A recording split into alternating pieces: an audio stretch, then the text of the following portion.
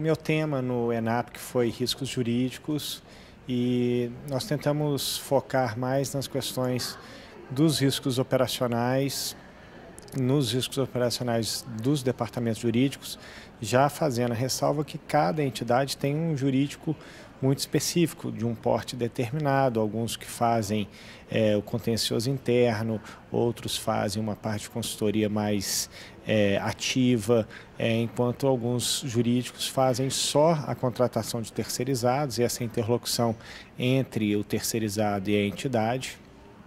Ficando ainda a questão do jurídico enquanto compliance numa situação que ainda atinge uma quantidade pequena de entidades.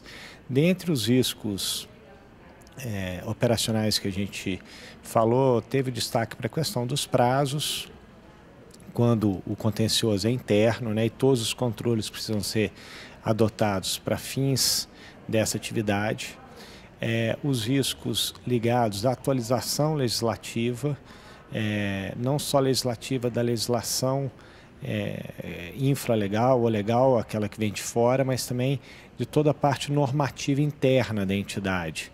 E a importância do jurídico nessa ligação desses normativos, código de ética, regimento interno de conselho, de diretoria, com o estatuto, e demais regras, por exemplo, regra de regime de alçada de competência, uma regra de compliance existir. Então, o jurídico ainda tem uma posição muito grande e muito importante nisso, ou pelo menos deveria ter. E um outro ponto que foi bem abordado é a questão da necessidade de fazer um provisionamento adequado hoje em relação ao contencioso. Foi apresentado uma metodologia de apuração lá da perda, o que é perda provável, remota e possível, e a necessidade desse provisionamento ser acompanhado de uma metodologia para isso e de uma correta quantificação. E para fins dessa quantificação, se faz uma interlocução enorme do jurídico com a parte atuarial e com a parte contábil para ver os reflexos daquela ação, para fins de provisionamento, momentos de provisionamento.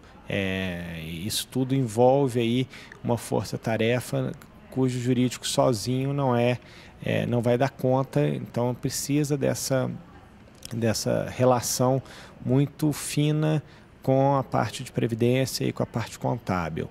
Esses foram os pontos principais e que acabaram gerando um maior foco de debate. O que acontece? No provisionamento, um dos efeitos que deve ser verificado em cada caso, aí depende da forma com que o plano é estruturado e mais como é a relação e a própria situação de assunção ou não de responsabilidade da patrocinadora. Um provisionamento de uma demanda judicial, ele pode ou não acarretar em aumento de superávit, aumento de déficit, ou o contrário, né, diminuição de superávit ou diminuição de déficit. Então vai depender se é ativa ou passiva. E para isso se faz importante a identificação do efeito daquela demanda naquilo que vai acontecer com o plano. Ainda o detalhamento de verificar quem é que vai pagar a conta, né? Quem paga a conta é só o patrocinador, às vezes é o patrocinador e o participante, se for uma ação de participante, de que forma esse aporte do participante pode acontecer, ou a diminuição de reserva, qual é o efeito da própria decisão judicial, quando ela aborda ou não aborda a questão de uma coparticipação do participante. Então, todas essas observações são importantes e podem resultar não necessariamente no aporte, mas também num resultado do ponto de vista atuarial, de aumento de déficit, aumento de superávit, diminuição de déficit ou diminuição de superávit.